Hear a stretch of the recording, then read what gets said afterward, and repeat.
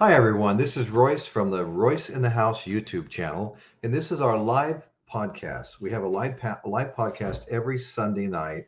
Um, we discuss music, we discuss venues, we discuss concerts, we interview musicians and things like that. And anyway, so tonight we've got a inspirational show, sad at times and great at other times. We're going to talk about, you know, the hair, the strut, the voice. It could only be one person. We're talking about Tina Turner, the queen of rock and roll. And we're going to take a look at Tina Turner's life, the successes and the sad things that have happened to her. Plenty of sad things happened to Tina. You know, she was came from a very poor family. Parents were sharecroppers. There was a lot of sad things went on. Parents got divorced. Um, and they were sent to live with their grandmother in Tennessee. And she didn't see her mother for years. Her father left, didn't see her father for years, and so that's a real sad situation. Her parents took jobs at a defense factory in Tennessee. They decided to leave three things behind, and Tina was one of them. And she, like I said, she went to live with some really strict religious grandparents, and she wouldn't see or play with her sisters for years. Her mother abandoned her when she was just 11 years old. Tina Turner, scared by a horrific incident, her mother abandoned her. Just really, really traumatized her. It was just a year after her mother abandoned the family and left with no warning, apparently escaping in, abusive relationship of her own with Tina's father. So anyway, there was so much going on in her young life, abandoned by father, abandoned by mother, got her sisters separated from her for years. Very traumatic. And so, I think everybody knows now that we lost Tina on April 24th. She passed away from a prolonged illness. She was living in Europe. She had actually given up her American citizenship and got citizenship, I believe it was in Switzerland. And but there was a lot of high notes in her life as well. And we all know her as the queen of rock and roll because she, in fact, was the queen of rock and roll. There was nobody like Tina Turner. I mean, this is the way I'll always remember Tina Turner. I mean, what a beautiful woman, and amazing voice, amazing performer, just out of this world.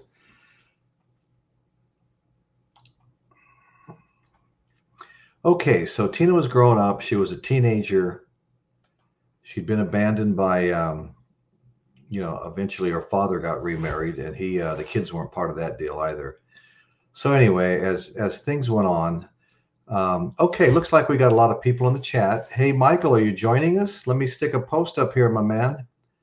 Okay, give me a minute, everyone. I've got a bunch of people in the chat, and I've got a couple of people that'll be joining us.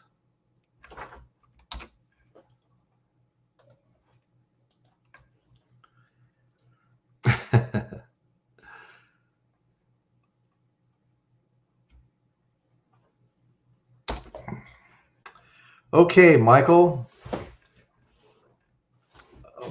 and Bruce, I just put the link up. I know you guys were expecting that to happen. I want to say hi to everybody that's joined us so far. We've got, of course, Bruce, the R&B show. I just gave him the link. Record Hound, R&B show's got a great YouTube channel. Record Hound has a great YouTube channel. Of course, Michael Nolan is the king of YouTube. One of the greatest channels ever. Man of Many Voices got a great YouTube channel. We have a lot of fellow podcasters and YouTubers joining us. And here is Bruce, the R&B show. How are you doing, Bruce? Good to see you. Good to see you too, brother. Good to be back. We've got Daddy Boggs here. We've got my good friend Angela. Michael Nolan, the link is there, my man. Looks like you're ready to come aboard.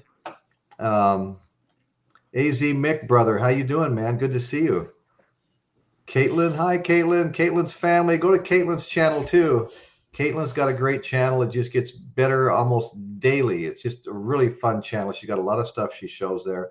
Man of Many Voices got a great channel. Daddy Boggs, my good friend. Good to see you, man. Ivan Music Man. Check out Ivan Music Man. He's great. Okay, so anyway, Michael was joining us, and then something happened. And of course, we all know we're talking about Tina Turner, who just passed away on May 24th. And Tina was born. That wasn't the name she was born with, right? Right. Okay, Anna Mae Bullock in 1939. Anna Mae Bullock. Okay, here's Michael says add to the stream. Okay, we must be having a little technical difficulty here. It's not letting me in, Royce. Oh, it's not. Nope. I mean, it's picking up my mic, but I've given permission for my camera and everything, brother. But why don't you throw up another link and let's start this cold. Yeah, Thank you. absolutely. And damn you, Bruce, you're the new kid in town. You beat me. See you soon. Absolutely. Okay, Michael, here is the new link. Let's do this again. Fingers crossed.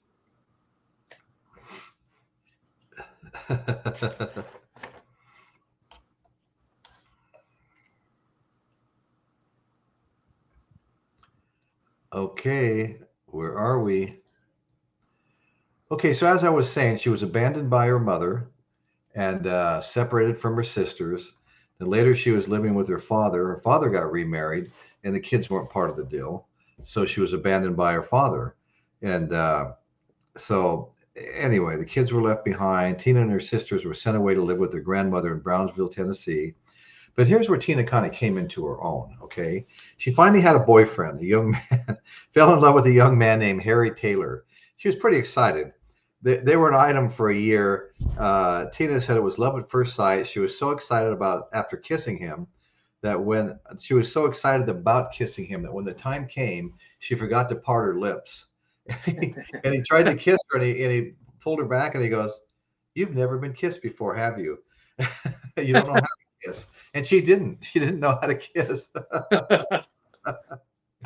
So anyway, her first love didn't end well. Tina and Harry lost their virginity together, the back of a Plymouth. What was I in when I lost mine? Well, I don't even want to talk about when I lost mine. I wasn't in a car at all. Anyway, so they wanted to get married and have kids, and she thought Taylor was the one, right? But sadly, she was in for a terrible heartbreak. Things ended abruptly and shockingly. Taylor, Tina's first love, broke her heart when he married another girl, a girl who was pregnant with his child. Ouch. I know.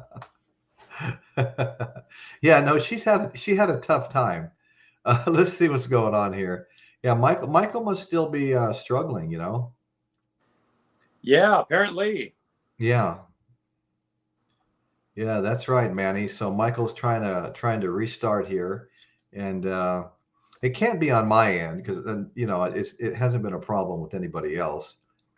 But anyway. Yeah, I'm pretty excited about Michael's new endeavor, with the Patreon channel. I'll let everybody in the chat know our good friend Michael Nolan, the bottom line, frequently co-hosts with us, and he will be tonight if he ever works out what the issues are. But but he started the Patreon account, and he's going to have tribal elders, and he's going to have different levels. And I'm pretty excited about it. He's going to be doing some live chat. He's going to have special stuff for his Patreon members.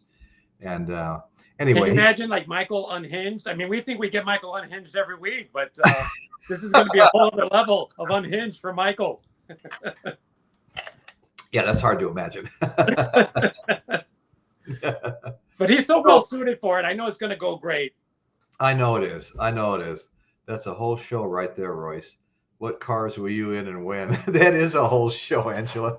Yeah, it was quickly turning. Well, my first car was a 55 Chevy, bought it for $275. That's when you could buy any badass 55, 6, Chevy for, $300 to $700, And I mean, rebuilt motors, custom paint, Tijuana tuck and roll interiors, and everybody had them, and they were great cars, But I eventually had 3 cars and a 41 Ford pickup. when I was still a teenager at home, and shortly thereafter my first Harley Davidson. But I'll tell you, I had a '56 Cadillac, and I always like to joke that that back seat was the size of a queen size bed. You know? When I moved to California, I left it for my parents, and my mother, who had never driven in her life, my father taught her to drive it. He felt that that was a safe car for her to learn it because it was like a tank, you know. Oh, sure. Michael, tell the truth. You're having a bad hair day, Daddy Boggs. Oh man, we got a great chat going on here. This is fun. Yeah, it seems pretty lively. It's happening. Yeah. Hi, Mary Jane. Mary Jane's just joined us. Mary Jane's great. Hi, everyone. Yeah, everyone knows Bruce from the R&B show. Bruce is great. They've got a fun show. His show's been growing too, and have you guys put one on? I haven't seen a new one lately from you guys. No, I'm working on one that should be hopefully in another week or so. You know, we're hitting upon the 40th anniversary of the Synchronicity album, so I'm hoping to do something dedicated just to that for sure. Yeah, I want everybody to know I've got some new stuff coming on too. I'm going to start, in addition to the live podcast, I'm going to start doing a couple of pre-recordeds with live chat during the week. And so I'll be doing some things that I don't want to let all the cats out of the bag, but I've got kind of a series of things I want to do. And I'm really looking forward to it. I've been spending a lot of time listening to the albums and comparing some albums. You know, I've been comparing some original pressings with some remasters and listening to each one song at a time from both, as many as 5 times. A-Being everything, yeah. Standing in the middle of the room with my eyes closed, trying to just focus strictly on the music, you know. And I tell you what, that's a real challenging thing to do, you know, and pick out all the little sonic nuances and, you know, things like that. Anyway, it's fun, and I'm going to get into a lot more of that. Hey, Angela. Bruce, you have a fan here, Angela. How are you? Yeah, I think those will make some real interesting videos. Always, you know, those are always fascinating when you actually have a nice original pressing and can make those comparisons. Yeah. Well, I've got some great original pressings. I've got Yellow Brick Road by Elton John original pressing. I've got a Revolver, Parlophone mono Revolver. Wow. It's not original. It's a couple of years old. I'm going to look it up. Yeah, I've got quite a bit of stuff like that I can, you know, A and B with other things. And even Michael was asking me last week on the show, we did the Fillmore East, my albums from the Fillmore East. And I was showing my, here we go. Look at that. Speak of the devil. And we were too. We were speaking of you. Only Can you hear me yet? Of course. Yeah. So we were all right. I'm glad you made it, Michael. You know, we were just getting into the Tina Turner thing. You know, sadly passed away May 20. She was born like 1939. It goes back a while. She was 83 years old. Prolonged illness. She was living in Europe. She'd, you know, dropped her American citizenship. She'd been living in Europe for some time. But anyway, her mother left her.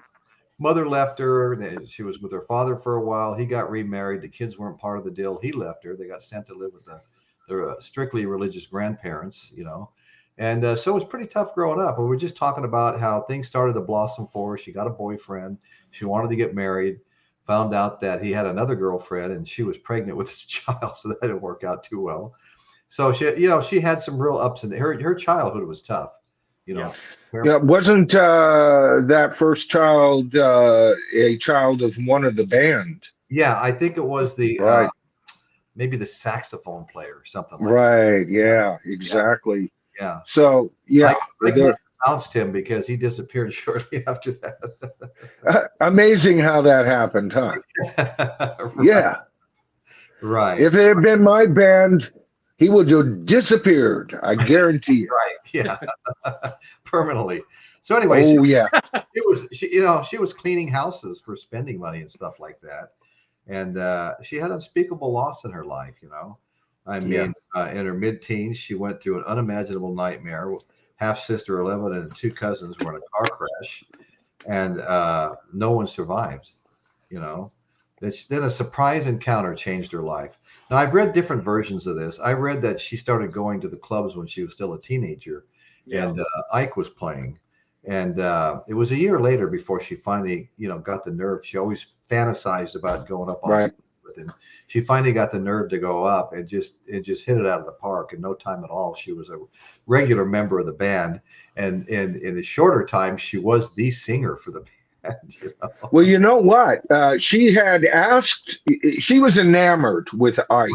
Oh yeah. My father was a bit like Ike. He was the leader of his band. He had his own radio show. We've talked about that before. Yeah. And although I respect and love my father, he's passed away. Yeah. He was not a good father, and he was an even worse husband. And that's where Ike wound up to be. But he was a very controlling man. He had a genius. He knew what he wanted to create their voice. So she approached him, like you said, and he had no interest in her whatsoever. Right. So her and her sister kept coming to the club. This shows you what a woman she was already turning out to be. Okay. Right. And she waited for the band to break. Right. And as soon as the band broke, her and the drummer were talking, and he gave her a microphone, and she got up, and I assume it was a cappella, and sang a song, and Ike was impressed now. And that's how she got to be, I think at first, just an occasional lead vocalist around whatever was happening with the band. And he even had intentions to make her a backing vocalist featuring other female singers, and especially with one record, right? And then from that point on, there was just no stopping her. Her talent was leaking out, man. Just totally leaking out. And she was a dynamo. As a woman, as a performer, as a singer, as a dancer, as an actress, she could do it all. Michael, I always loved watching her perform. Like you said. Oh, me too. Dancing, the singing, just the whole persona, that voice. Oh my God, that look. I mean, she was absolutely amazing. Yeah. She was like a goddess up there. Oh man! You probably saw my tribute video. It was a real quick one. She had just passed away, and that's why I chomped at the bit to get on tonight, because I didn't cover her anywhere in the depth. I just wanted to. It was more of a news item, but one of the things I said in that video was, I was a teenage boy. And they were on TV all the time. I mean, it just seemed like one special, one after another, and you would see them. And once I could get past those amazing legs that she had, that's when I kind of started picking up, oh, man, wait a minute, man, this gal can sing, But like every 15-year-old boy at the time, all I saw were legs. Legs, yeah. And that's all we talked about. Yeah, and in my case, I was a teenager for her comeback years, right? So which I know we'll get to in a bit, but it's one thing that you mentioned, Michael, the word dynamo. That's the word that keeps coming into my mind, and I think that even without that comeback, had she never kind of ascended, I think we would still remember her as a 60s, 70s dynamo, just as a performer. Absolutely. The fact Bruce.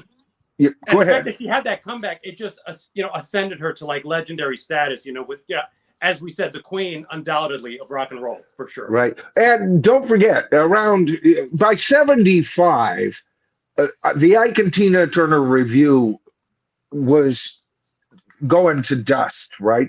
And from 75 and until 1983, that's a long freaking time in show business, folks.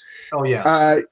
She put out one album after another, recordings after another, and she was beginning to be looked at as a oldies show. Her shows still sold out, and she was still making tons of money, but she'd wind up on TV shows like Donnie and Marie or whatever, and everybody thought, the word I read was she was a nostalgia act. And nobody in the music industry would have even prayed for a comeback at that point. Those kind of and at what was he, 43, 40, whatever. Kenny Rogers comes to mind as a person who had a comeback after 40. You know, he was even bigger than he ever was with Kenny Rogers in the first edition, you know, who had their own TV show, right? So when I think of Tina, I also think of Kenny Rogers. You know, those were the two dynamos that had whatever career they had before and became so much bigger than what they were before, you know, and that's all, you know, there's some secret weapons that Tina has. She has that sultry voice, first of all. And second of all, in her recordings, if you listen to them, there is breath. I'm talking about after her comeback. This is why she's such a monster and why we're talking about her today. Right. Each of those, you know, what's love got to do with it? Snappy beat, all the latest technology. She went to the wall with this. But here's the one thing that was not lost from the mouth and breath of Tina Turner, and that was her breath.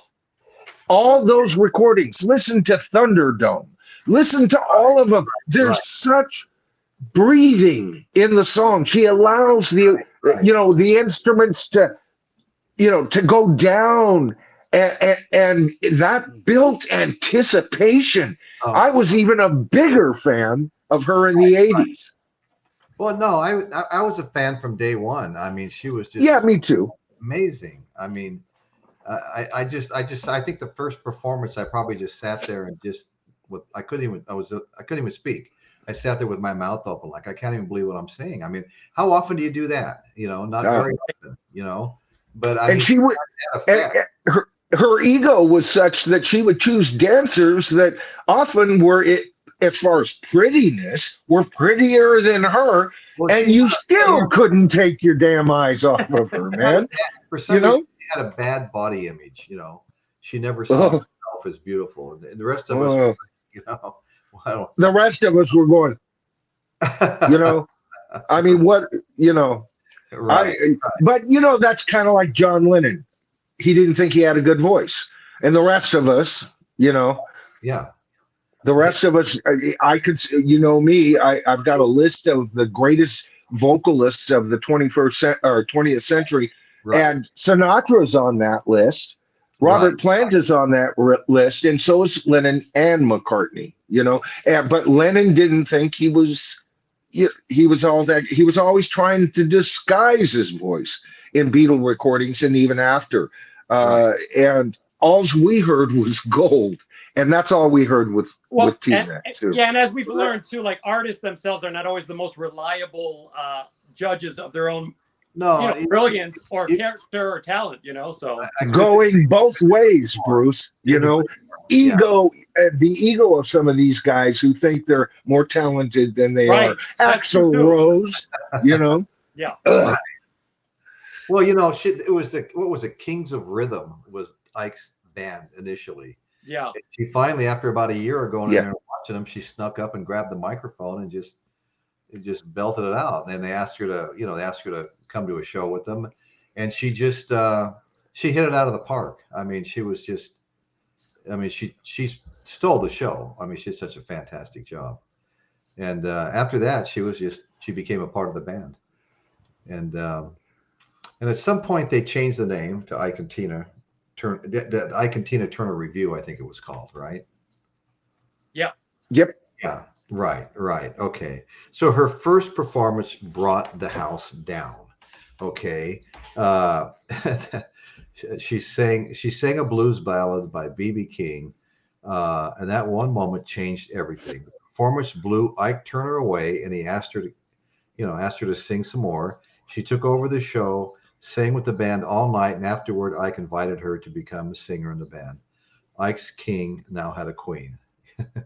That's kind of what I was alluding to earlier, you know, and and they began as friends. They were not romantically involved. I think wasn't Ike married at the time when Tina joined the band? I think he was. Yes, he was, because later she adopted one of his One kids. of his kids. So maybe that was, he only had one at that time. So Mhm. Okay, so she was started as friends. She was a single teen mom. She was still a teenager in her final year of high school when she became pregnant with Raymond Hill's baby. Tina told her mother, and her reaction was utterly cruel. Her mother was so upset at the news, she kicked her daughter out. It was the second time she and her mother severed ties. Desperate, Tina moved in with Hill, the guy who she lived who lived with Ike Turner. Okay, so the guy she got pregnant with lived with Ike Turner. You know, and I read earlier what instrument he played, and I thought it was like the sax or the trombone. I thought it was a horn. You know, I don't think it was a drummer or guitar or anything like that. But I don't seem to be able to find that right now. Um, he was the sax player. I found it. Okay. Okay, so she recorded her first song in her teens, and she recorded her first song called Box Top, sharing the credits with another male vocalist from the band. At that point, she went by the name Little Ann. Little Ann. Okay, but a new transformation was coming. A window opened around the time Ike Turner was writing a song for someone else. He had booked it for a studio recording. Tina was there as a backup singer, but when Lassiter was a no-show, she convinced Ike to let her do the lead vocals. Ike agreed, and with the intention of erasing the track and inserting Lassiter later, but there was a surprise in store. You know, the record company president, Juggy Murray, was so impressed with Tina's vocals, he bought the rights for the song from Ike for a whopping $25,000. I mean, this was a long time ago. That was a lot of money. Imagine 1957, man. That's 1957 money. Imagine how impressed this record producer was to pay $25,000 for the rights to that first song she ever recorded. I mean, Well over 100,000 today. You oh know, yeah, maybe that's like, that's like paying some bar band who made a demo, because you just know it would be a hit.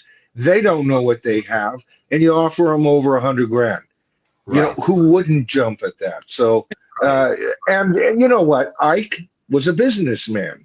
Oh yeah. You know, And he was a great songwriter. He always knew he could come up with something else. You know, as a songwriter, I can tell you, your ego gets into that. You know, I'll write something else. One of the funniest Ike stories I've seen, and I've repeated this several times, but he's being interviewed, and someone goes, I understand, Ike, that you fired Jimi Hendrix. He goes, well, yeah, I fired him. He was always messing with those pedals. He had the wah pedal, he had the buzz pedal, he had this pedal. He spent more time with those pedals. He spent playing the guitar, so I fired him. And that's exactly how he said it too. And he goes, and then later when I heard about Jimi Hendrix, the rock god, I didn't know it was the same Jimi Hendrix. Well, it's interesting. Both, Ike Turner and Little Richard and others had Jimmy playing for him, and every single time, it's interesting. Think of those two egos. Yeah. He scared the freaking hell out of them, Bryce. Right. Well, remember Pete Townsend, when he heard him, he went to Eric Clapton and said, "Yeah, our career's over." Right. Right. He scared the hell out of everybody. I heard so many stories like that. I remember also the first time I heard this story. Maybe it's related to the story you've also said, and I've heard that before too. But Hendrix was backstage trying to light a cigarette, and his hands were shaking. He looked at the guy that brought him to the concert and goes, "You didn't tell me he was that fucking good." Yes, absolutely, yes. I heard another story that they were both on stage together. I'm not sure whose show it was. Maybe it was Clapton, and they decided to, take turns doing some soloing. And Hendrix went first. And I understand Clapton walked off the stage. He didn't even do his solo. Well, the sound was something nobody had heard. I'm not the approach. Clapton. I think Clapton is a fantastic guitar player. I rank him higher than Jimi Hendrix, actually. But Jimmy's but a notch below him, like one notch. I got a notch above, but that's all good. Yeah. I think he's a genius guitar player, Clapton, and I think same thing. They're in my top 5 guitar players of all time, and anybody on that level, as far as I'm concerned, once I've ranked them in my head, right? These are rock gods, people. They belong on Mount Rock Olympus, and there's but a shade of difference between these top 5 guitar players. Break down to personal preference. Yeah. I became a huge fan of Jimi Hendrix. I think I have 16 of his albums, and became a huge fan of his from the moment I first heard him. Okay, and for the longest time, I always stated that he was my favorite guitar player, with Jimmy Page really close, neck and neck. Right. There's something about Hendrix's playing that just, I can't tell you how many, Hendrix CDs, 8 tracks, final I've worn out over the years. I think I still have my original Are You Experienced? I don't think it plays very well though, Right. Well, if you ever want to get into like some hellish debates with people, just start going on to favorite guitarists and right. Yeah. Well, you should have seen the comments on my channel. When I did that, I got thousands of comments, and that's the whole thing of my channel is I start the conversation and I let the tribe deal with it, right? Yeah. But Royce, I've got to hand it to you, brother, because I've always traditionally had the 3 Yardbird guitars when I was younger as my number 1, number 2, number 3, right? With Jimmy Page, Jimmy Page, Jeff Beck, Eric Clapton, then Hendrix. Okay. All right. And I've switched out a little bit, but the thing is I think about my mindset back then. Your mindset back then was more correct, because I've also stated many times the reason I love Jimi Hendrix and Jimmy Page, the double Jimmys, man, is they purposefully live worked themselves into a corner just to challenge to see if they could work themselves out of that freaking corner. Right. All right. Now, live, those are the 2 best guitarists on the planet. I'm sorry. It is so evident in their solos. So your mindset, it took me over 60 years to finally kind of figure that out, the nuances and everything. So kudos to you, man. No, thank you. Well, awesome. I mean, the nuances in Hendrix is like, I can remember I was taking guitar lessons from this cat, Johnny Pozo, here in Atascadero. And he was a big fan of, all the bands we like, Right. He always had a great band. He always hooking up with, the Big Sur drums. There's like 10 guys on drums and him, Then he'd hook up with somebody else and then somebody else. And then he'd go down to the farmer's market, San Luis Obispo. It's a big farmer's market. There's a dozen people out there barbecuing ribs and chicken and steak. And there's all kinds of performers out there. And he was always a little bit off the side street, doing like, Stairway to Heaven and all kinds of stuff and playing blues and stuff. And he was a great guitar player. And I had bought this Gibson Les Paul. It was a 1978 custom 3 pickup, all gold hardware, original. And I bought it for $450. I showed up at this cat's house. He lived about an hour away from me. At about 9 o'clock, I didn't leave till 2 in the morning, and I paid $450, which was a lot less than he was asking. I think he just wanted to get What rid of year was this, Royce? this year. Okay, it was in the early '90s. Wow. Yeah, Okay. and Guess man, what? My first guitar, Gibson Les okay. Paul.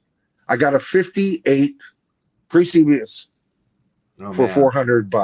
For oh that's $400. yeah. And I eventually traded it for something. Oh God, that was the biggest mistake I ever made. This, it would be worth tens of thousands of dollars. I think we all have a story like that with gear. Oh, that hurts my heart, Oh yeah. And so when Royce was talking about it, I was going, oh, Well, but he's well, telling my story. the reason that story came up was because this guy, he was a real different kind of guy I was buying this guitar from. Eventually bought it from that night. And he said, I said something about Hendrix. And he goes, well, Hendrix is easy. And it was when Eddie Van Halen came out that I quit. And so I went back to my guitar instructor and I go, yeah, I bought this guitar. And I brought it in. And he was like, you want to trade it for this double neck that he had made for him by somebody that worked for Ernie Ball here locally. The guy that worked for Ernie Ball was the last guy to touch Eddie Van Halen's guitars when they left the store. He set them all up and stuff. Wow. And they were in a band together. And so, and he goes, oh, Hendrix is easy. Right, right. He goes, there's so much nuance there. Anybody can play something that to the untrained ear sounds like Jimi Hendrix, if they're at all competent. Even I can do a little bit, but there's so much left out. It's not even funny, but people will recognize it, but they're not, I'm not playing Hendrix. I'm just muddling through something that sounds similar. Yeah, it's interesting. Every genius guitar player out there has their critics, for sure. Oh, yeah. Yeah. You could take anyone, anyone that we regard very, very highly. But I did want to throw in one name while we're just quickly on this topic, and this is a guy that, obviously a legend if you've kind of read, kind of your rock history and stuff like that, but really doesn't get mentioned in mainstream enough, and was a discovery for me in more recent years. And that's Rory Gallagher, who I think is phenomenal. And if you ever watch his live stuff, unbelievable. And you know what? They once asked Hendrix, I think it was on Dick Cavett, asked him, he goes, how does it feel to be, the greatest guitar player in the world? He goes, go ask Rory Gallagher that. Right. And Rory also got Eric Clapton back into the blues. You impress Eric Clapton, you impress Jimmy Page. I bought his Tattoo album. Was that 72 or 71, 71, 72, 73-ish? And to this, and I played it for my brother Gary, who is a singer-songwriter and terrific singer-songwriter. And to this day, that's probably his #1 guitar player. All right, and Rory is in my top 10. So, and I've mentioned him several times on my channel. Yeah. So, I agree with Bruce wholeheartedly on this. Well, Dan McNew finally got back within range. Oh, cool. I'm going to go ahead and throw, Dan, if you can hear me, I believe you can if you're getting in range. I'm going to go ahead and throw another link up. And as you know, you're a co-host on the show. Get on in here, buddy. Get on in here. Oh, Here's the link, Dan. If you're in range and you want to just come on your cell phone, go for it, bro. The water's fine, Dan. Yeah, the water's fine. So anyway, I just love the synergy between Bruce, you, me, Dan. Yeah. I just love the flow of the the discussion. Yeah, Michael, I don't know if you were here or even in earshot when I was talking about your Patreon account earlier, and how I wasn't. I was very excited. I'm very excited about it, and I want the upper tier, of course, to be more involved. And I guess you can go to your channel now and actually do that, can't you? Right now the link in the channel, because I tried to put a link on my about page. Okay. And I know others have done that. See, right now, Patreon's kind of throwing me for a loop. I was on Larry's live stream yesterday. And the Canadian. I to watch it, but I saw that you were on it. Yeah, and we were because he gave me a lot of advice. I actually emailed him, and Actually, he made a YouTube video giving everybody advice. I noticed it. I haven't had a chance. I've been really yeah, busy. I worked 7 straight days this week, you know. right. Well, you know what, Royce? There's a small segment of that, and I asked Larry if I could feature that on my channel, like I do portions Yeah, of your show with your right, blessings right. always. Yeah, And there I am going to put out a video where we just talk about being a content creator and yeah, what you can do to improve and how to get more subscriptions and how important are those description or right. subscriptions really? So that's going to be out. That's going to be about a 12-minute video. And that's not what we talked about. Often I'll grab snippets off your show and it has, for example, I would love to feature the section where we talked about Jimmy and Jimmy, that Oh little yeah, no, I section. think that would be fantastic. You know, I Right. have a playlist on my channel that has all of those on it. Right, Yeah. right. But that's why I love being here. All of you guys, especially, when the four of us get together. There's been other great co-hosts. I'm not knocking them. I'm talking about a synergy that I'm feeling personally when I'm hooked up with the three of you. And you guys are my bailiwick, man. You know, I'm feeling that big time. For Absolutely. sure. Yeah. yeah, Yeah. I feel like I yeah. finally got, a dependable crew of people that'll do a good job, and we just all enjoy each other when we're on. Yeah, it's Oh, if And that's difficult, you know. I mean, um, this has been great. I really appreciate you guys coming on. it's like when you lock into finally a good band, you know, Right. yes, Right. like that chemistry ex is it's just as elusive. Man. Exactly. That's not with everybody. ex exactly. And you know what?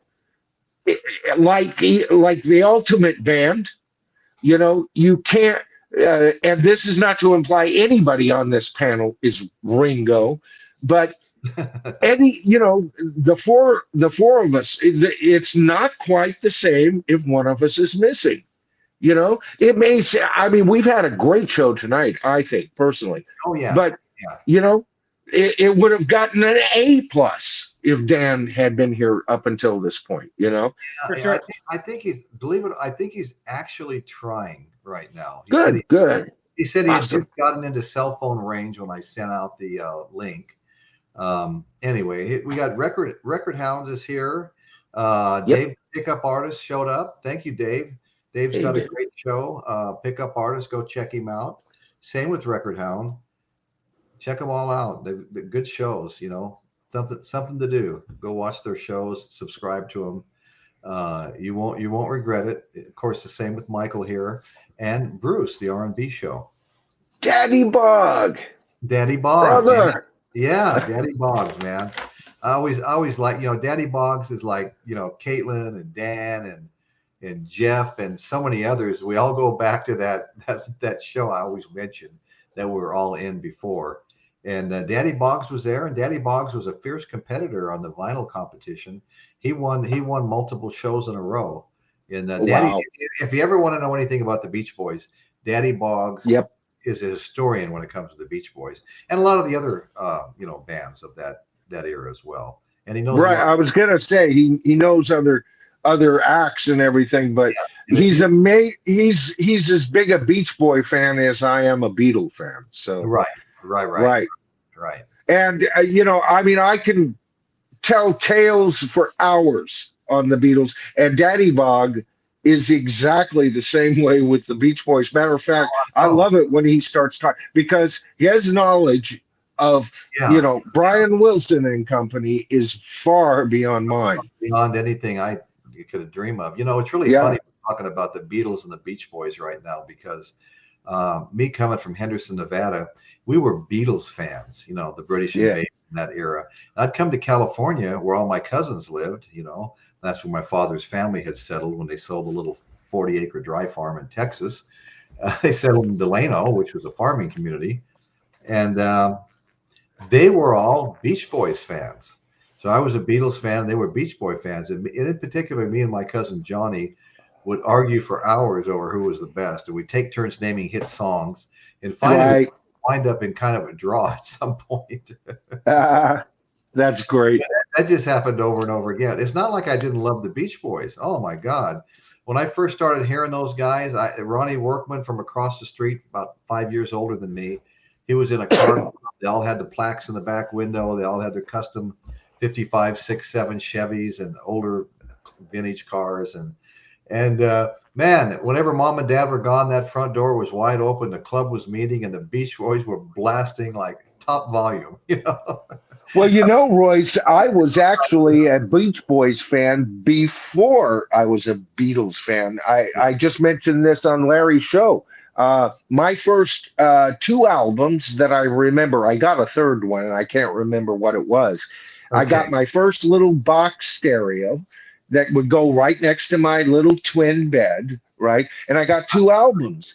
One was The Four Seasons, and the other was a compilation of probably 40% Beach Boy, and along with Jan and Dean. Yeah.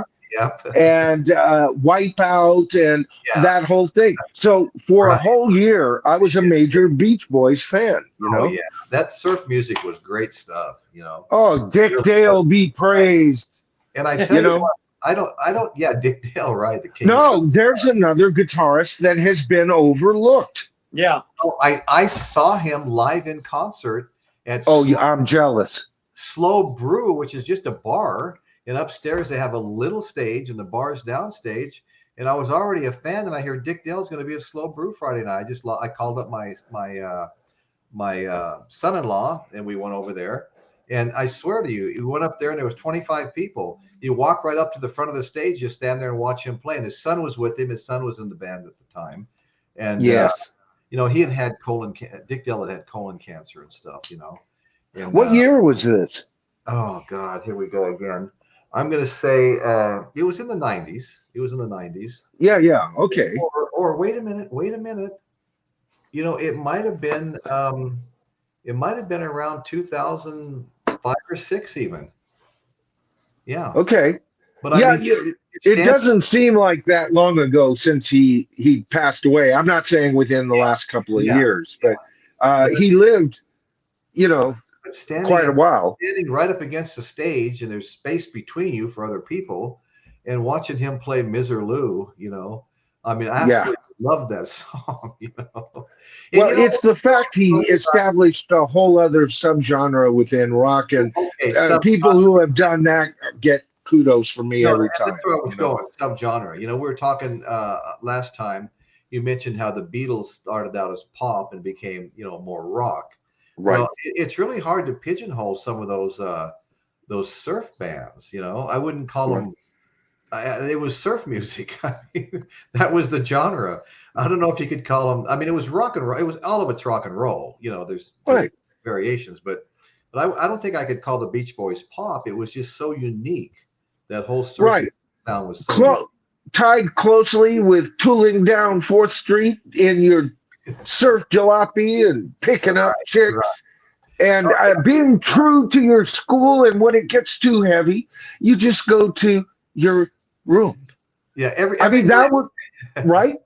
Every night was surf night in the town. I mean, not surf night, but cruise night in the town I grew up in. And if you know what, Royce, this wasn't a fake kind of thing. That was life in America at the time. No, for a whole lot of people, you know. Right. Look at Daddy Boggs wearing a talking wax shirt. You know, that's because he probably won it on the contest. Probably beat me and won it that night. Anyway, so that was, you know, if you really wanted to experience cruise night, instead of up and down Water Street in Henderson, you drove 10 miles down Boulder Highway, and you're on Fremont Street in Las Vegas. Now that was cruise night, you know. Yeah. Do that one night on LSD. Hey, Bruce, what was your street? And if your ribs don't hurt from laughing the next day. I was over on the north side of Chicago, really, so I grew up there. So what was the main tread in your area of Chicago, you know, when you were going to high school? Whether you did it or not, were you aware of it?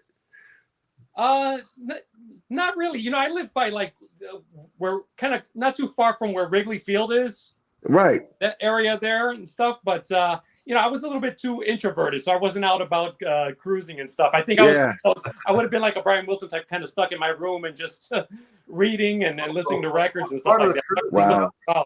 We're like 16, 17, and part of it's we're looking for the party, you know. And if you're cruising, you're going to hear about where it's at. Unfortunately, one night we ran into some guys and like, hey, where's the party? Well, hey, it's up here, and they gave us an address. So we went up there and we banged on the door a couple of times. You know, why aren't they letting us into the party? And the one cop that hated all us long-haired leaping gnomes answered the door. The guys were messing with us, right? And of course, my buddy's taking a leak, you know, over by his car, and he thinks we're up there insulting him, peeing on his car. We just wanted to go to the party, you know. And so he comes running out the door with a pistol in his hand, and he's chasing us. And I can see in the corner of my eye his arm trying to grab my shoulder, and the pistol's pointing straight up in the air. And he slips and hurts his back and has to go to the hospital. Oh, wow. Boy, did he love me after that. Boy. Yeah, you know, I was raised born in North Carolina, but raised in California primarily, and Santa Rosa, California. Oh, yeah, 60 miles north of San Francisco. Yeah, exactly. And for us in Santa Rosa, the main tooling drag was 4th Street. All right, and we had our own lingo at the time. There were heads, and there were greasers. Now, greasers wasn't a slang for the Hispanic. Right. Greasers had nice cars, and they worked on their cars. All right. And then there was us heads who were into rock and roll, drugs, and girls, and getting the primo pot and all of that stuff. And but we needed the greasers. And so every 3 or 4 of us would have 1 or 2 greaser friends. And, you know, so, you know, you could show up on 4th Street on Friday and Saturday night with a 351 1969 Mustang at your command. Right. All right. That was my teen life, folks. I hear you. Hey, Michael, loved it. Comment on the Beatles is being challenged here by George, Music for All 4 Seasons. All right. What I had actually stated in there was that the Beatles were rock and roll, but they were more a pop rock band as everybody saw them. All right. They would then, for example, I'll give you an example. A lot of the rock and roll acts based their sound on 60% blues and 35% Appalachian born music, and then 10% of whatever else was left, or whatever percentage is left, right? And that would define for me a true rock like Chuck Berry, or true rock act. Then the Beatles came along, and like others, they were influenced by the blues. But listen to George Harrison's accompaniments. Listen to George Harrison's solos. And that's until they got to their mid period when George went sitar and then later retook up the guitar and finally found his true blues-based voice. Okay. But up until, say, well into some of the recordings of Help even, and 1 or 2 off of Rubber Soul, we still have George Harrison playing Appalachian based blues. You know, I call Appalachian, a lot of snobbists will say, well, Appalachian isn't the blues. Yeah, it is. I'll tell you, if the blues came out of the poor folk who were forced to work fields, then the blues also came out of the Appalachia, where you had a dirt farmer, a white poor-ass dirt farmer, as poor and as worse off as any black person at the time, at least as far as the amount of food he would eat, and on and on and on, right? So that, to me, there's the basis for rock and roll. But, and you go, you haven't proven your point. I still say there should be more of that cotton field blues, then Well, Appalachian. A and they would touch of the Appalachian, and you got rock and roll. And there was too much of a touch of Appalachia right. in George's guitar vocabulary at the time.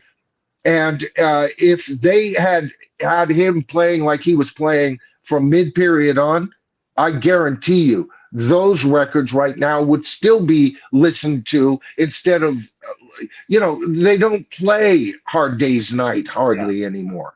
If they do deign to play, and I'm talking about classic rock stations that play a lot of, Zeppelin as well as Deep Purple, and very little Beatles. And the Beatles that does show up is Revolver onward.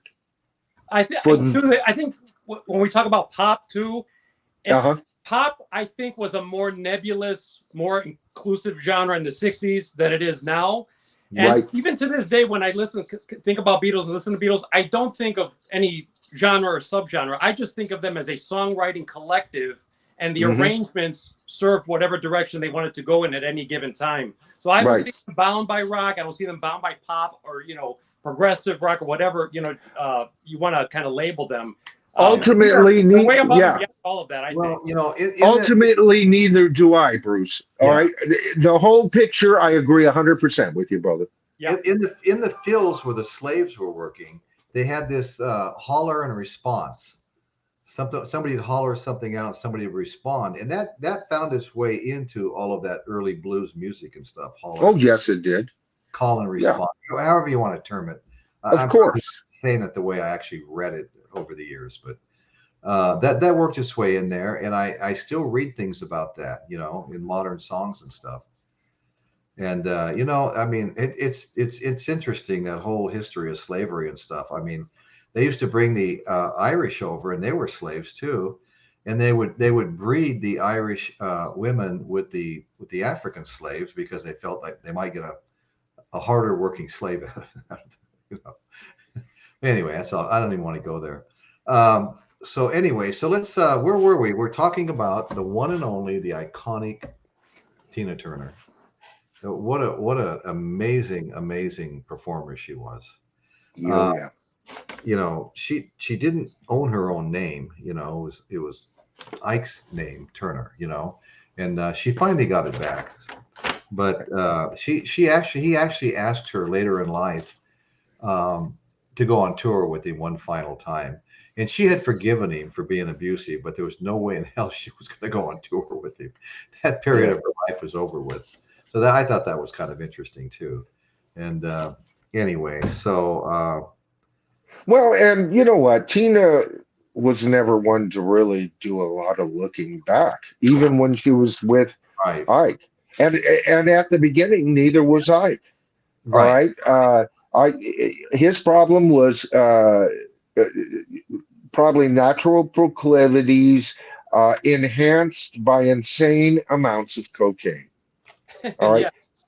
He was a different man after cocaine arrived. He went almost nuts,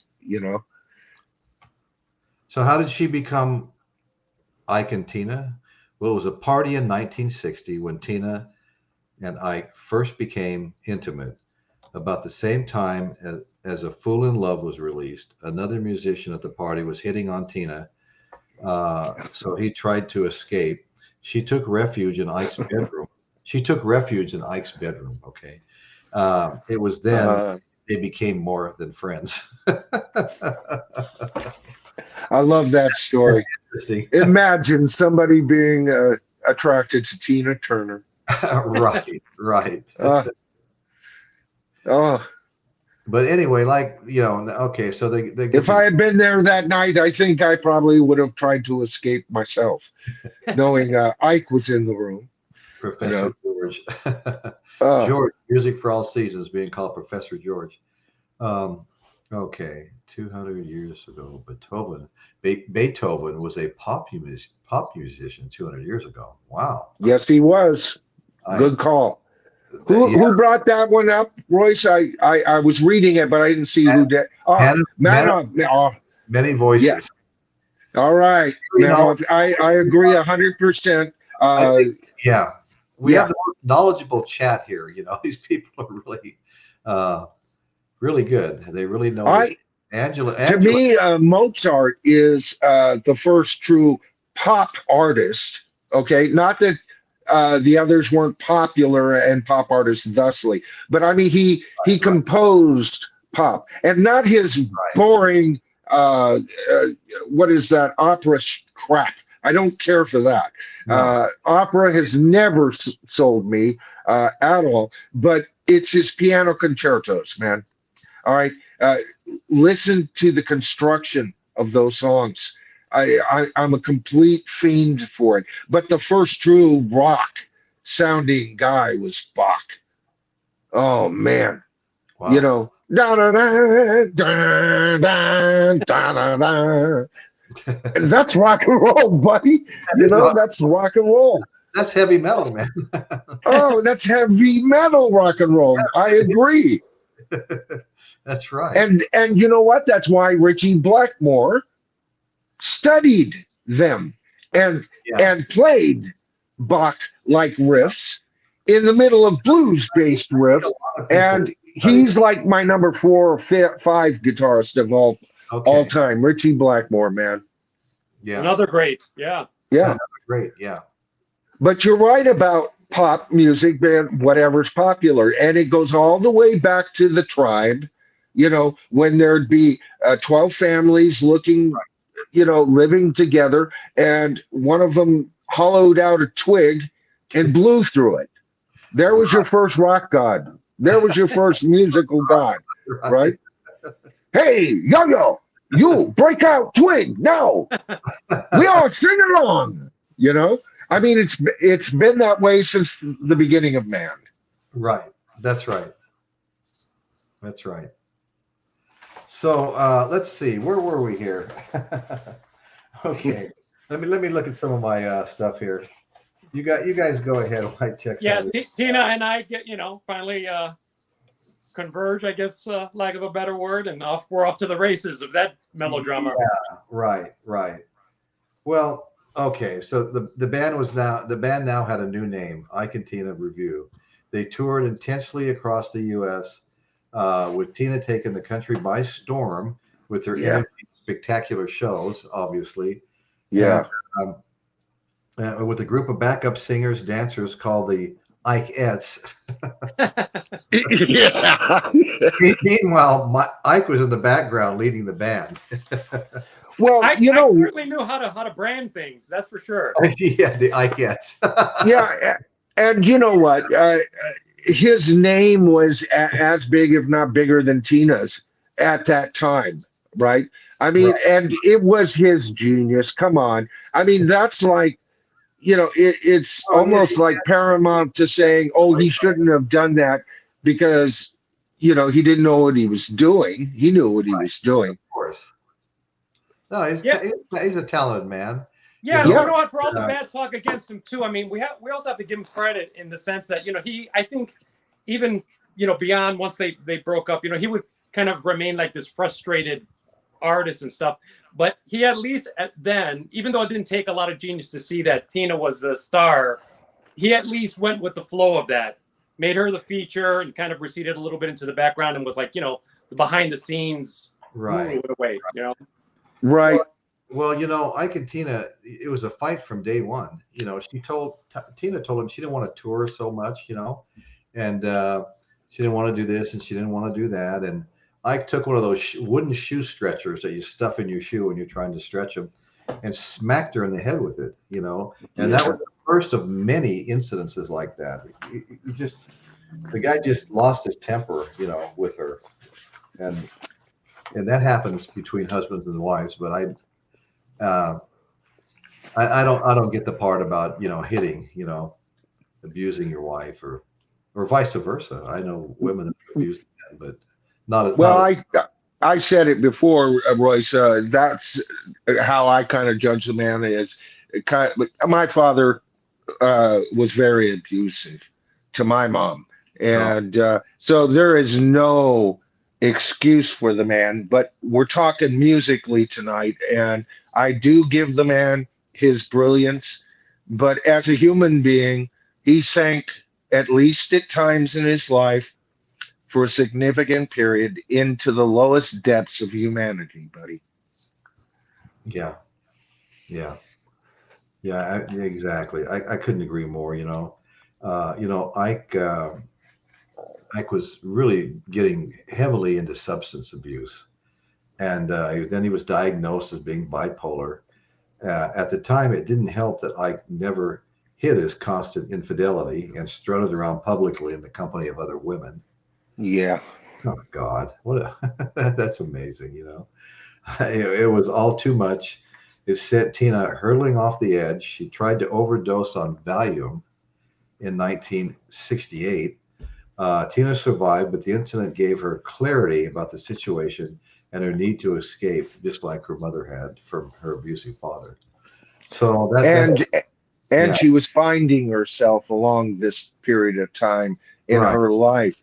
I wasn't aware that she had tried to take her own life, but the time period that you're talking about is where she wound up.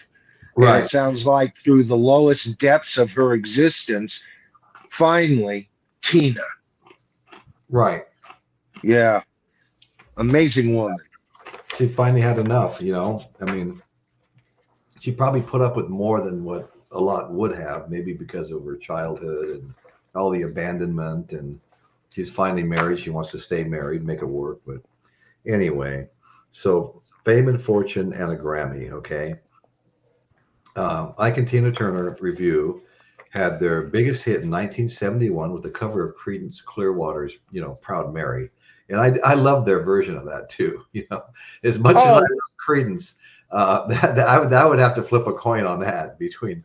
You know what? When I heard them, first of all, I resented them for covering it because I was a big Creedence fan. And in my area, in Santa Rosa, Northern California, that song was played way more than Creedence Clearwater's version. Now, here's so much more that over the years, Royce, I thought that song was a #1 song. It actually only charted to #4, and Creedence version charted to #2 because every one of their singles went to #2, not to ever to 3 or less, and never to #1. Oh, right? well, I didn't know that. Yeah. So I was surprised because I can tell you for a fact, it's not my imagination. It was Ike and Tina's version that most people were listening to. But even though it didn't chart as high, that's weird. I would have swore it was. I would have swore it was their #1 hit until I looked up info for your show. Okay.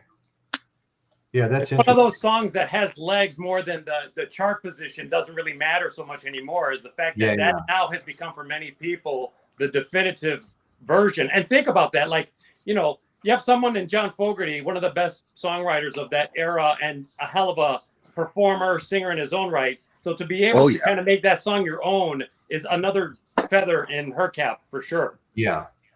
Oh yeah, Bruce, you're absolutely right. And I do have to say this. They didn't just cover it. They made it all their own. Yeah, they owned it.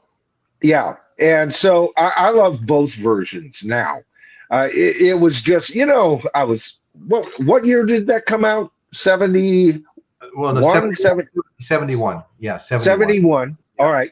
I was already firmly. It went to #4. Right. And earned a Grammy Award for them. Yes, it did. Yeah. And it just catapulted Tina into superstardom with sold-out shows and appearances on television. But this success was about to end, however, abruptly. But go ahead. Yeah. I like to mix this in, and then just continue the conversation. There was stuff I was going to say back when we were talking about guitar players and George Harrison and stuff like that. You don't have to be Eddie Van Halen fast to be considered a fantastic guitar player.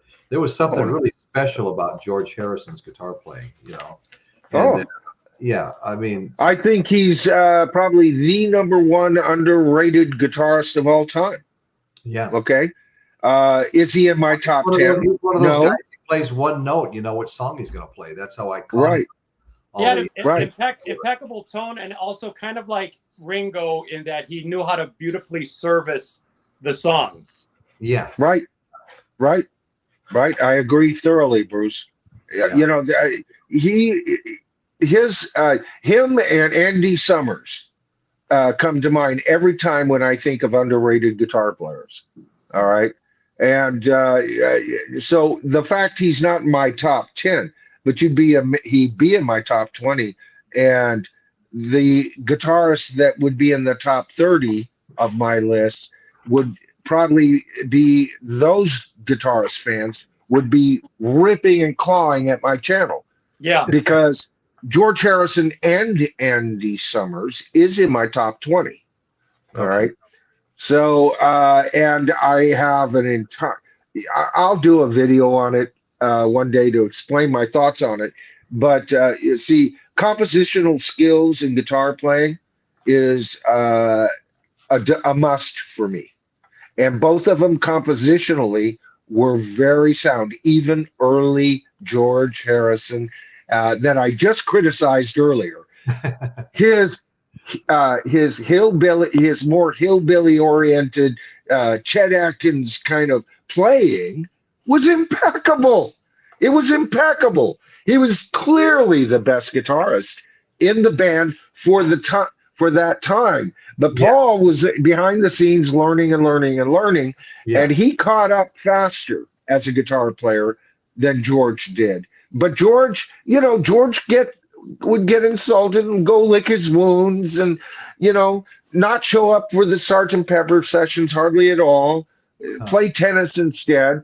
But he always came back to the light. Matter of fact, in many ways, George is my favorite Beatle. Yeah, the thing too about his playing, because you mentioned his early playing, but like by the time you get to like White Album, Let It Be Abbey Road, there's something, it becomes more stately. Yes, it does. He did grow too as a musician. Yes, it does. I would say his stateliness started with as early as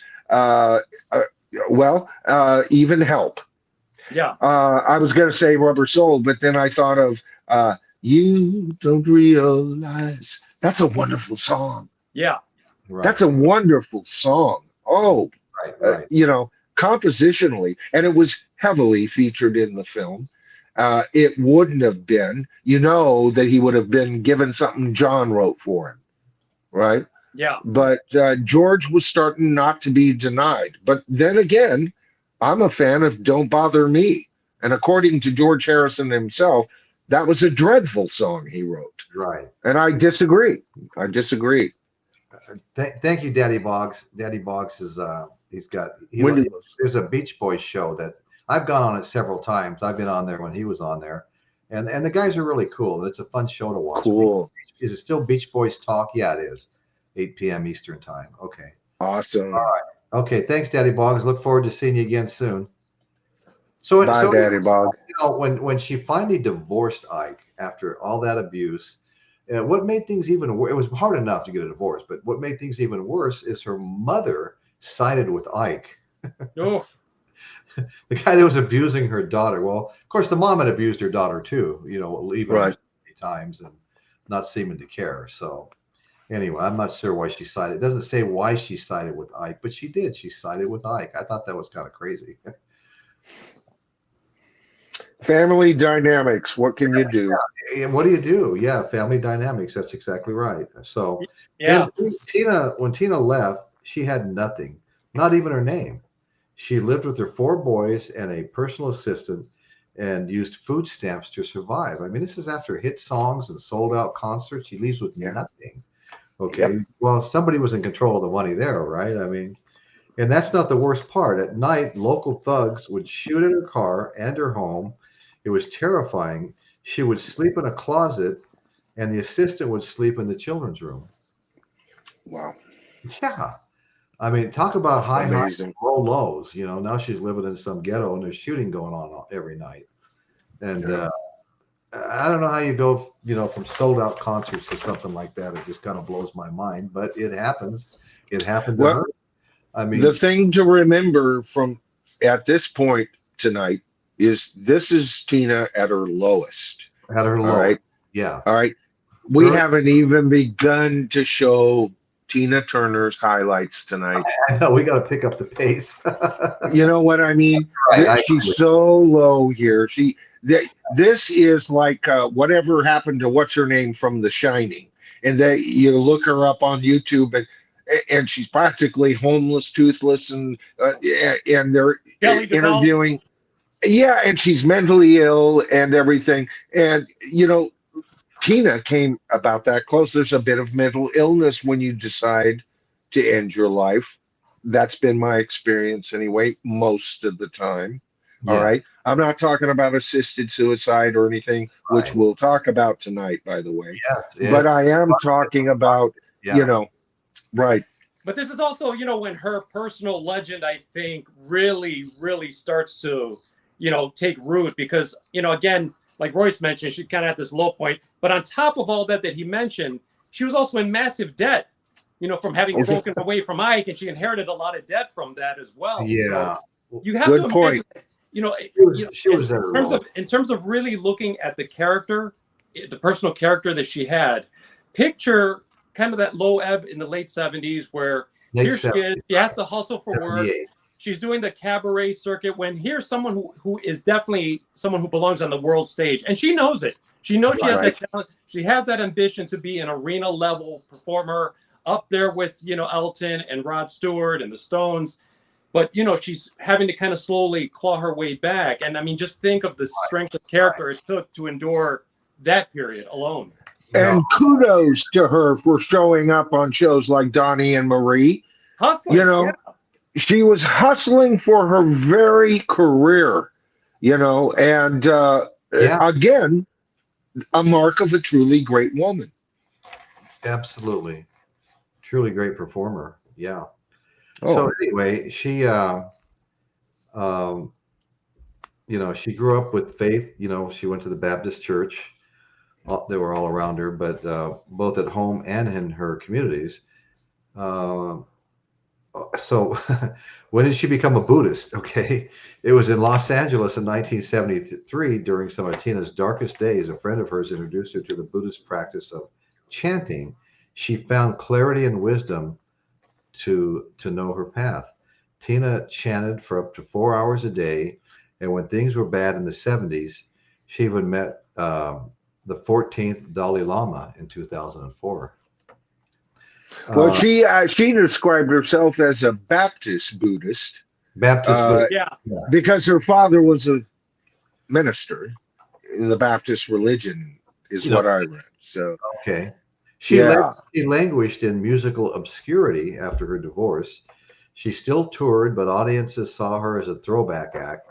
She played cabaret, hotels, small clubs, all the while fighting lawsuits from her canceled dates and contracts. When the Ike and Tina review exploded, it seemed no one in the music biz wanted to hire or help a black woman in her 40s. They just weren't. Nobody's going to help her. Okay. Well, I think it was because the music industry was interested in black acts. It was more the fact that she was 40, I think, and female. All right, than a black artist. Because by that point, man, they couldn't get enough black artists signed up at that point in time, So I think it was, first of all, female. Second of all, I mean, you got to think about 5 years prior to this time. The mantra for most of us was, no, don't trust anyone over 30. Well, right? And one of the things Tina really regretted was she toured South Africa during the worst time of apartheid. Yeah. And got a lot of criticism for doing that. It was almost like, it's almost like supporting the government when you do something like that, as opposed to coming in and protesting what's going on. So she definitely regretted that for the rest of her life. She was a female video pioneer. A new craze would help dig Tina out of the shadows of the entertainment world. Music videos started to become popular. We all loved the Tina Turner music videos in the 80s. With a new manager, she released a single, Ball of Confusion, that had some success, and a music video ensued. She was one of the first black female artists to appear on MTV. Things were finally building again. And she was And you got to understand this at this time on MTV, there was a concerted effort not to show black artists. right. I think it was the Michael Jackson turned all that around. Yeah, He did sure. quite single-handedly overnight. But for Tina to have shown up again, man, what a hustler! Right. But she was. There's a lot of firsts that she did, and we'll get to those before too much longer. But anyway, 14 days to superstardom. She finally was writing her own name to the top at 45 years old. Capitol Records asked her to record an album, do it in the UK studio in 14 days. She had 14 days to record an album. Yeah. And okay, so British musical contributors such as Mark Knopfler of Dire Straits wrote and arranged the tunes on her album. Mm-hmm. It was about to catapult Tina Turner into a realm of stardom she had never known before.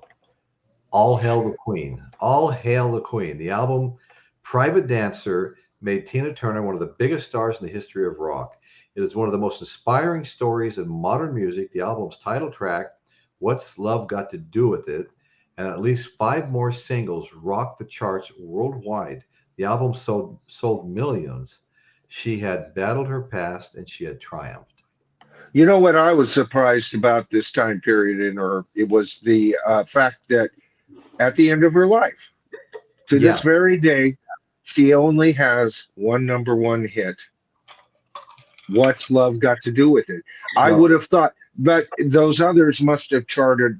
I didn't have enough time to look into the specifics, but they must have charted pretty damn high, because I would have bet at least 4 of those, besides What Love Has to Do with It, would have been a #1 hit. So it was highly played. These are major hits, folks. Right. Major. And again, with the timing with MTV, I mean, they were ubiquitous. So, I mean, even if you remembered the chart position or not, those tunes were everywhere, you know, on MTV. Everywhere. Growing up in that era, for sure. Yeah. Well, and especially when she connected to Thunderdome. Right. Yeah. You know, I mean, she became the queen of rock and roll there, man. That film is so rock and roll. Oh, man. And she was great in it. Yeah. Well, you know, another funny story is like Janet Jackson and Justin Timberlake didn't have the market on wardrobe failures, right? Yeah. She was at Live Aid and she was on stage with Mick Jagger and they're dancing around. You know, Mick covers the whole rooster steps and stuff. And he ripped his shirt off and, you know, bare-breasted, and he runs over to Tina. They were performing together and he grabs her dress and rips it off of her. And she wound up finishing the show in her leotard, you know, was underneath her dress. And for anyone potentially offended, you know, this was consensual, by the way. Oh, yeah. Yeah, absolutely. I mean, who can blame a poor boy for trying? You know? Actually, Jagger and Tina had some pretty good stuff together, some pretty good videos. Oh, hey, listen, you know what? When they toured for the Stones back as Ike and Tina, right? It's been said, because look at pre-Tina Mick and post-Tina Nick, he got a lot of his post-Tina moves from Tina Turner. That makes sense. Oh, look at the videos, folks. Yes. He wasn't quite the cock rock walking, socking guy that he was doing later, you know. Right. You know? No, and more power to him. You know, we talked about that on Larry's channel, is you nick anything that works, but then put your freaking stamp on it, right? Right. And we were talking about channels. You know, I freely admit, if I see something from a channel, I'd like the look of that to be in mine, I learn how to do it, how to edit it, and then I put my stamp on it. Right? And that's what Mick has always brought to the Stones, too, is he's always had his finger on the pulse of things. Yeah. Yes. So he's not been shy about, you know, absorbing influences all along the way, you know, and even contemporary ones to this day. So right. Excellent point, Bruce. Absolutely excellent point, because and it's not just mere ripoff.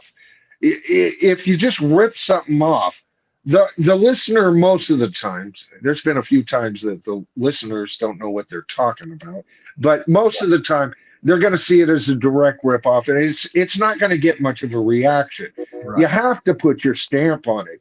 Then it becomes yours, Yeah. based on an idea and a tribute, almost, you know. Well, what's interesting is she had a very poor body image of herself. She said she was built like a pony, and she said she said her arms and legs. What was that quote? What a pony. Yeah, That's her all I can say. legs I don't understand that. were more weird than attractive. Her legs and arms. I think there's a couple of people that would argue that point, and that I she said would. she would never turn a single head if she was in her hometown of Nutbush. Nobody would even look at her. Okay. I would.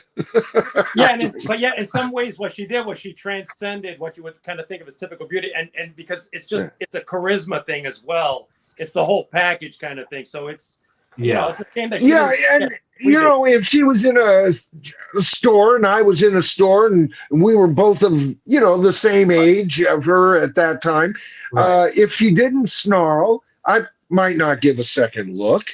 But if she curled that lip and got those those lines in her face up in that angle, that's when she became a Marilyn Monroe beauty to me. Yeah. And you know what too, like it was always done with class. It was a sexiness, but it was always a very high class presentation with Tina as well. I mean, you kind of look at what's going on now. It's like what a concept. Yeah, and yet even at that time, it was rather raw. There were articles written up about, how the show was nothing but a traveling. What was the old art where they took off their clothes and the comedians Burlesque, coming out, burlesque, right? Yeah. It was little more than a traveling burlesque show, and they did take a whole lot from burlesque, actually. Again, Ike, and again, stealing, and again, putting his own stamp on it. Yeah. Amazing. Amazing. Well, she, in spite of all her success, the Rock and Roll Hall of Fame snubbed her in '91. They only inducted her as the Ike and Tina Review, not as a soloist. Right. I thought that was pretty shitty. And it took them forever to put her in as a solo. Right. It was only like a couple years ago. Unbelievable. Yeah, I think it was 2019, and by that time she was very ill, and she made a thank you video, kind of acknowledge it, and they played that, and when Ike and Tina Turner got nominated, Phil Spector, accepted the award for them. Oh boy! Oh my God, Phil Spector. I love Phil Spector as a producer. I can't stand the man as a human being, even. Right. Right. Talk about paranoia incarnate.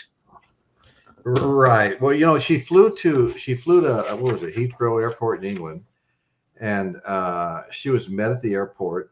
Yeah, it was Heathrow, not Bro. She was met there by a German music exec by the name of Erwin Bach. He was there to greet her. The two hit it off, and she wound up marrying the guy. And birds and bees strike again. He had no desire to ever perform on a tour again. So anyway, she was lucky to be alive.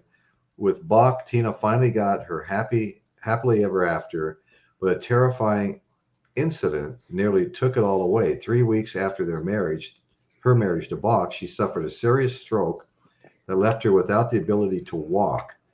But is any surprise that after all the ordeals Tina conquered, that she learned to walk again? These trials, she just gets nailed with one thing after another her whole life. Just when things are going great, she has a stroke.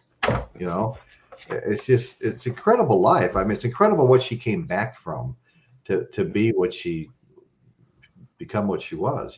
Just an amazing inspiration. I mean, this is an inspirational story here. That to me is what I think I take away from it more than even the music. Her life story to me is so inspirational. Yeah, I agree. Yeah. How many people get up from the first one? How about 8 or 9 or 10 things that keep happening that are going wrong in your life? Oh yeah. It's interesting. A lot of the health issues that she had later were pretty much self-inflicted. She admitted to the fact that she had had high blood pressure for Okay. decades and ignored it, you know. Yeah. Yeah. And People, then after she was rehabilitated to walk, uh, her kidneys started shutting down. And she even joined, because in Switzerland, by this time, she's a full Swiss citizenship. She gave up her citizenship here in the United States. Assisted suicide or assisted yeah, termination of life, whatever you want to call it, right. is legal, and she joined that, and her husband then gave her hit one of his kidneys. Yeah. That's exactly right. Yeah. Yeah. Yeah. That's So exactly. He was. she did get a great love story in the end. Not painless, but wow. That's right. She had. Well, Wow. she had intestinal cancer in 2016. Yep. She opted for homeopathic treatment instead of modern medicine, but it led to kidney failure, which you're talking about. That's exactly right. And in the end, the surgeons removed part of her intestines, but the kidney problem remained. And you're right. Her husband, she got on the list for voluntary suicide, and her husband finally gave her a kidney and saved her life. You know. Yeah. Yeah. That's exactly right. But, And what a story. oh, You know, what a story. It's like somebody needs to make what was the name of the film? What's Love Got to Do with It? Yeah. Yeah. Part 2. There's a whole story after that. after that, Angela Bassett has aged now. She could play the older Tina Turner even with very little makeup. She's so well preserved. Maybe she would need some makeup. very, But very, you know, the party. there's a whole other movie, and I guarantee you it's so. Oh yeah, yeah. So so she had another dark period. She needed a kidney. Okay, now that was a kidney transplant. Her husband gave it to her. Okay, so she put her name on the list of that organization you're talking about in Switzerland. Is waiting for the end when that happened. Okay, so anyway, she wasn't American. Few people know this, but she had renounced her U.S. citizenship in 2013. She had always been popular in Europe more than in America. In her later years, her husband was European. Tina lived in Zurich. Starting in 1994, she lived in Zurich. In 2013, she applied for and obtained Swiss citizenship and gave up her U.S. citizenship. And she did that by learning German Yeah. and Swiss history. She had to become an expert on it. I mean, she studied her ass off for that to happen. Right. Right. And she succeeded like she always did, man. Right. You know, superwoman. Yeah. And again, Ike wanted to tour with her one final time, and she said she forgave him for the abuse, but she's never going to tour with him again. She had out-evolved Ike. Oh, yeah. Okay. Ike turned to a more benevolent Ike in the end, from what I understand. But it wasn't an evolvement that like we saw with Tina, like what we've discussed tonight, right?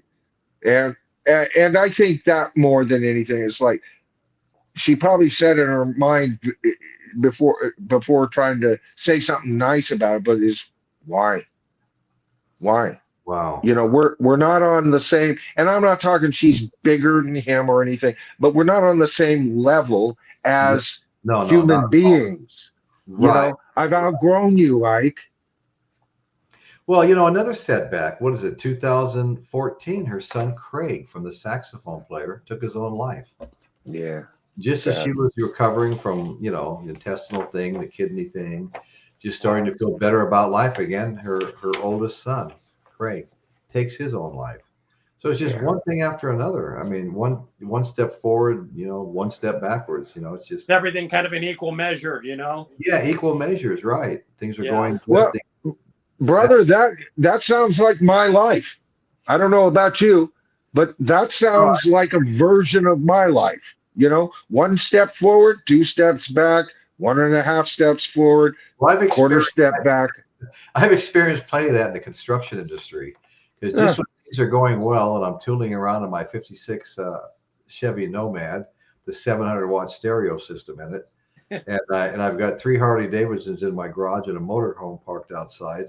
The recession hits, and I've got 6 homes I can't sell and 11 building permits waiting for me to pick them up. Yeah. Yeah. Well, you know, with me, it was some of the same demons that plagued, you know, Tina in her life. Right. You know, I got to a point where I was drinking myself to death.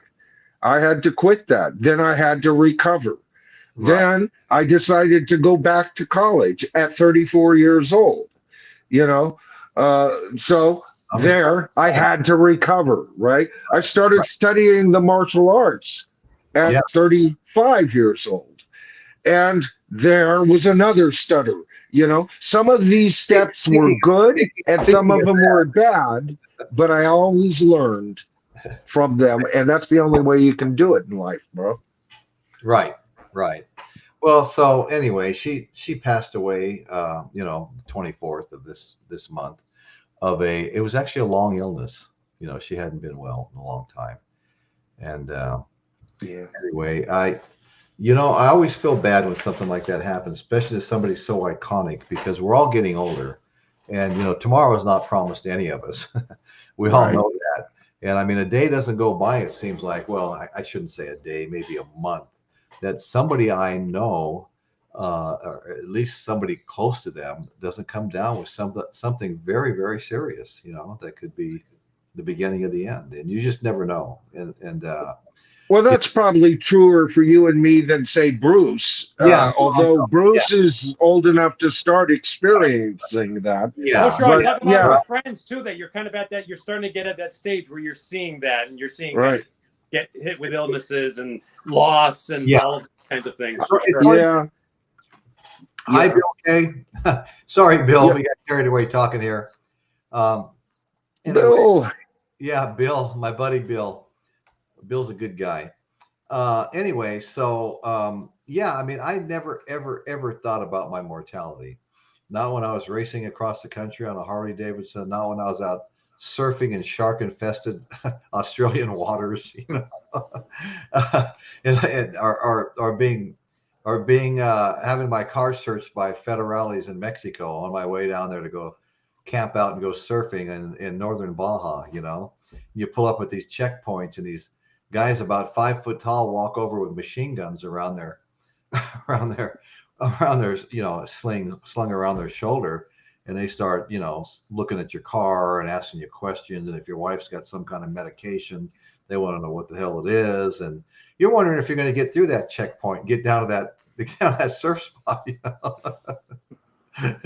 you know, you hear some of these stories, and it's never as bad as the stories you hear. There's a huge American. In fact, Mexico is the #1 place where the American expats are going. It far exceeds all the rest of them. There's a lot of Americans living in Mexico. And even when I used to go down there and fool around, I'd have people that knew me. I'd mention on Facebook or something I was going to Mexico. No, cousin, please don't go. Don't you know what's going on down there? I was like, yeah, I do. I was there last week. Yeah, I mean, you just got to maintain and not cause any trouble. And whatever you do, don't bring a gun with you. You might go to prison for life. But I mean, things happen down there. There's no doubt about it. But there's a lot. If you saw the quantity of Americans crossing the border every single day and waiting in line to cross the border, you know, there's nothing more fun than going down to between Rosarita Beach and Porto Nuevo, considered the lobster capital of northern Baja, when out in front of every restaurant, somebody's holding a platter with a gigantic lobster. Come on, this is what you get. Come on, you know. And we drove down there for our anniversary one time, my wife and I, for like $35. We had lobster, shrimp, margaritas, anything you could imagine, and the mariachis behind us playing and singing to us. You know? I when you talk about it, I can visualize it so easily. I'm telling you, you know. Yeah.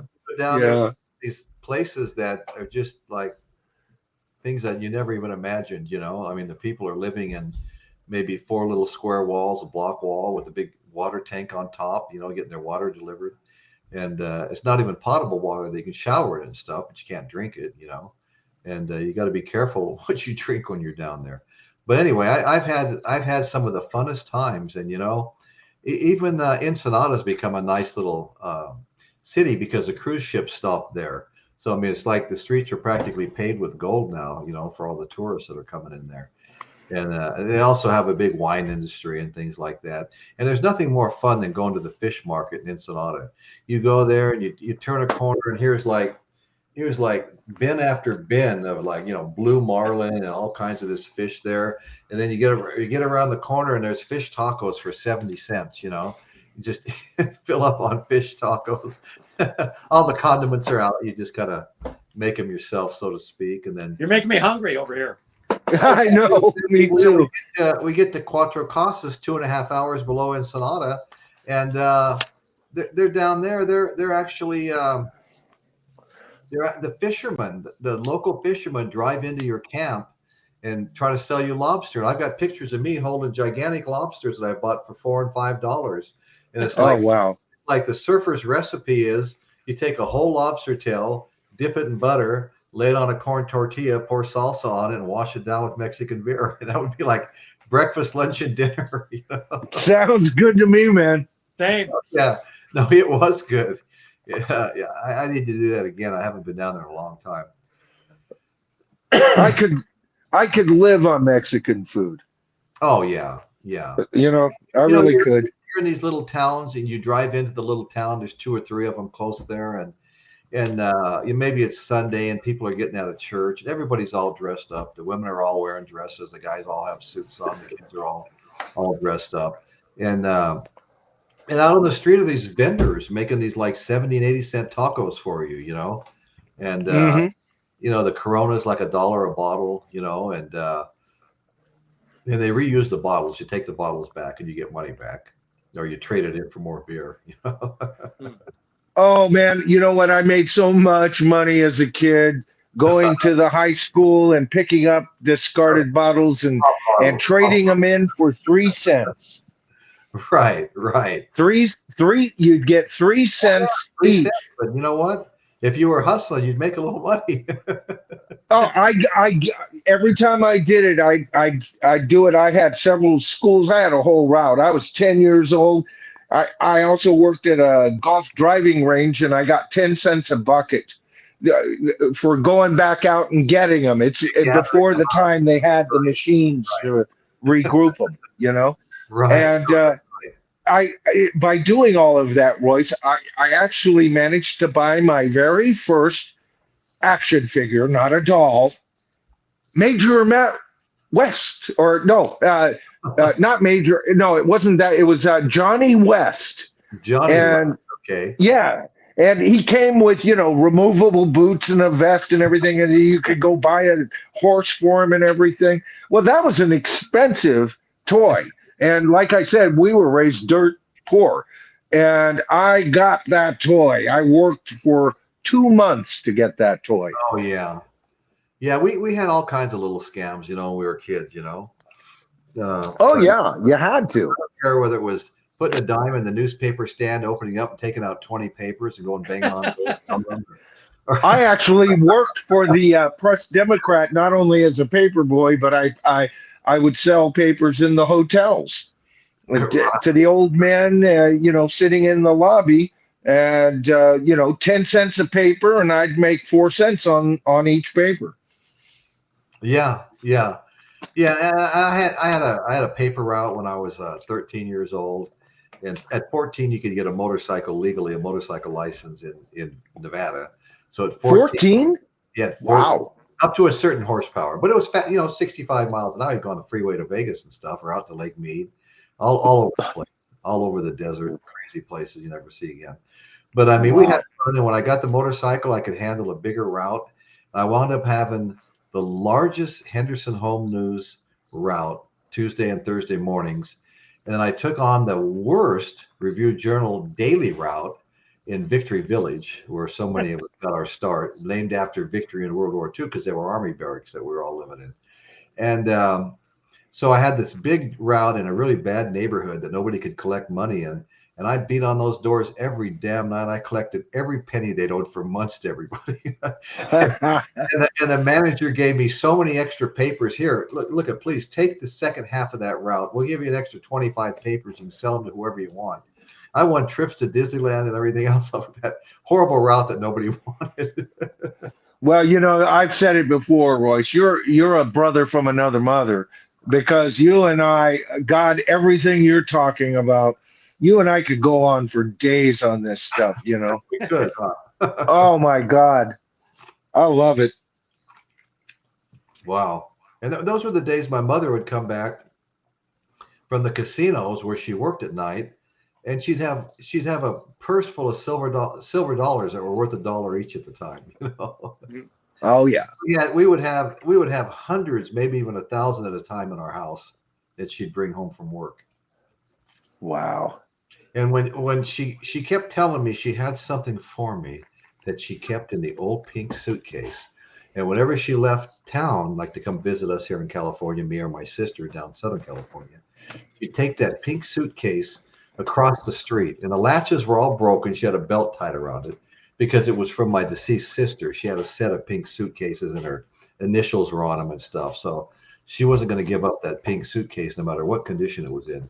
But she always talked about something special that was in it for me, and that she was going to give me someday. And I figured it was like this silver dollar hoard or something, you know. And so finally she comes to me and goes, Royce, she moved in with us for 5 years, left Henderson, Nevada, and moved in with us. And she says, Royce, remember how I always had something in the pink suitcase for you? And I go, yeah. And like I said, I thought it was like a silver dollar hoard because she always had so many. She walks into my office with a Michael Jackson doll. Oh, God. and this is what she'd saved for me all those years. I still have it in my safe. That's awesome. Like, oh God. oh, thank you so much. It's even got the sequin socks and gloves, you know. It's an action figure. That's right, action figure, not doll. Either that, there are boy dolls and girl dolls, you know. Right. That's probably the truth of the matter. Oh yeah, yeah. But most, you know, the difference is guys want, you know, girls will set them up and then they'll play the whole scenario as they're setting it up. Oh yeah. We want our guys to go, you know. Yes. Everything. Get your hands on it. Right. Yeah. Well, I want to take off that white glove. All right. Yeah. Oh, his nails need doing. The original pressing of this doll, you know, was like the OG, you know, like really valuable. Oh man, terrific, Yeah. terrific. Well, anyway, guys, I think it's about time we're going to head out here.